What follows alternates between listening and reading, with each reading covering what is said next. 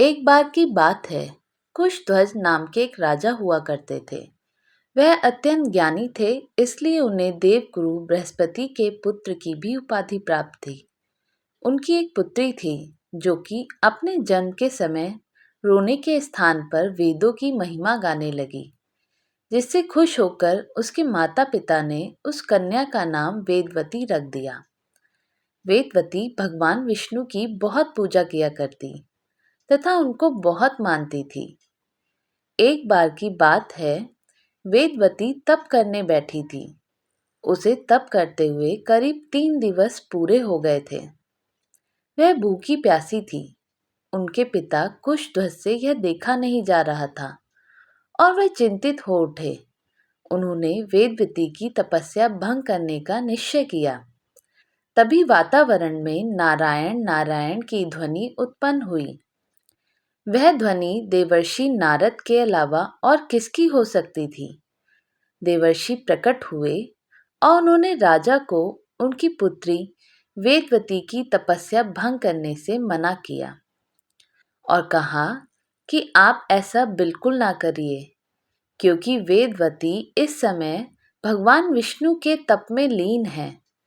इस वक्त वेदवती को उठाना बिल्कुल ठीक एक शिशु से उसकी माता छीनने जैसा होगा।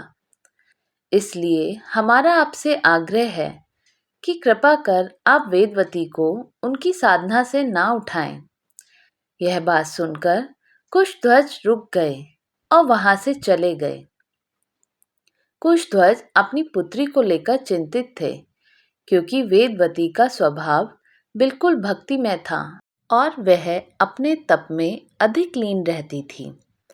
वह सोचा करते थे कि अगर वेदवती ऐसे ही पूजा और तप में लीन रही तो वेदवती का विवाह कैसे होगा। कौन करना चाहेगा वेदवती से विवाह। वेदवती की संतान भी होगी या नहीं। कौन सा पुरुष वेदवती को अपनी अर्धांगिनी के रूप में स्वीकार करेगा।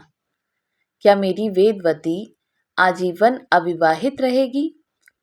राजा ने जब यह सारी बात अपनी रानी को बताई, तब रानी भी अपनी पुत्री के स्वभाव को लेकर चिंतित रहने लगी। फिर उनके अंधकार भरे जीवन में एक ज्योत जली, जब वेदवती ने एक दिन अपने पिता से कहा कि उसने अपने लिए एक वर पसंद कर लिया है। यह सुनकर राजा कुशध्वज बहुत प्रसन्न हुए और वह अति प्रशंसा के भाव में वेदवती से कहने लगे कि पुत्री, मुझे तुमसे यही आशा थी कि तुम अपने योग्य एक वर का चयन अवश्य कर लोगी। मुझे पूर्ण विश्वास है कि तुमने जिस वर का चयन किया होगा वह वर निसंदेह अति मनमोहक तथा अति ज्ञानी होगा। परंतु उस वर का नाम तो बताओ और वह रहता कहाँ है, ताकि हम उसके पास तुम्हारा विवाह प्रस्ताव रख सकें।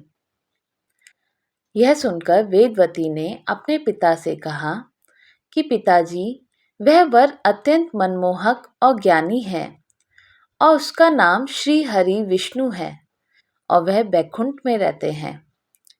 यह सुनकर राजा कुशध्वज चिंतित हो उठे। उन्हें ऐसा प्रतीत हो रहा था जैसे उनके पैरों के नीचे से जमीन खिंच गई हो। वह कभी शांत होते तो कभी अपनी पुत्री को निहारते। जब काफी देर तक कोई वार्तालाप नहीं हुआ तो फिर राजा कुशध्वज ने अपनी चुप्पी तोड़ते हुए कहा कि पुत्री, तुम खुद नहीं समझ पा रही हो कि आखिर तुम क्या कह रही हो। तुम जिस हरि विष्णु की बात कर रही हो, उनकी कृपा से पूरी सृष्टि की रक्षा होती है। इधर रानी ने भी अपनी चुप्पी तोड़ी और बोली कि भगवान कभी विवाह नहीं करते और फिर नारायण तो पहले से विवाहित हैं, तभी तो उन्हें लक्ष्मीपति कहा जाता है। इसलिए तुम यह विचार अपने मन मस्तिष्क से हमेशा के लिए निकाल दो। रानी व राजा ने अपनी बात संपूर्ण करी, किंतु वेदवती तो अपने तन मन से नारायण को अपना पति मान चुकी थी और किसी भक्त को भगवान से छीनना धरती से सूर्य छीनने जैसा माना जाता है। वेदवती अपनी बात पर अडिग रही। तब राजा कुशध्वज को देवर्षि की बात याद आई और उन्होंने रानी से कहा कि प्रिय, अब बेटी वेदवती को ना रोको। बस इतना समझ लो कि अब हमारी पुत्री अपने ससुराल के लिए विदा हो चुकी है। उसके बाद वेदवती भगवान विष्णु को प्राप्त करने के लिए एक वट वृक्ष के नीचे बैठकर तप करने लगी। वेदवती ने कई वर्षों तक तप किया। उसके तपोबल से वट वृक्ष के नीचे ही बैकुंठ धाम बन गया। उसकी यह तपस्या इतनी कठिन थी कि जितनी कठिन तपस्या देवता भी नहीं कर सकते। भगवान विष्णु यह सब देख रहे थे। वेदवती की इस कठोर तपस्या से प्रसन्न होकर भगवान विष्णु प्रकट हुए और उन्होंने वेदवती से वर मांगने को कहा। तो वेदवती ने भगवान नारायण को अपने पति के रूप में मांगा। तब भगवान बोले कि मैं तो विवाहित हूँ, मैं अपने किसी अवतार में तुम्हें अपनी पत्नी अवश्य बनाऊंगा। फिर भगवान वहां से चले गए। उसके बाद वेदवती दोबारा तप करने लगी। तभी रावण वहां आ गया। रावण वेदवती की सुंदरता देख मोहित हो गया और उसे पाने की इच्छा करने लगा। तब वेदवती ने गुस्से में रावण को श्राप दिया कि वेदवती ही रावण के वध का कारण बनेगी। फिर वेदवती रथ पर सवार होकर स्वर्ग की ओर चली गई। समय बीता और एक दिन रावण सीता का अपहरण करने आ गया। उस समय वेदवती ने सीता का रूप धारण करा और रावण ने वेदवती का ही अपहरण किया था। उसके बाद श्री राम ने रावण का वध किया और सीता माता को मुक्ति दिलाई।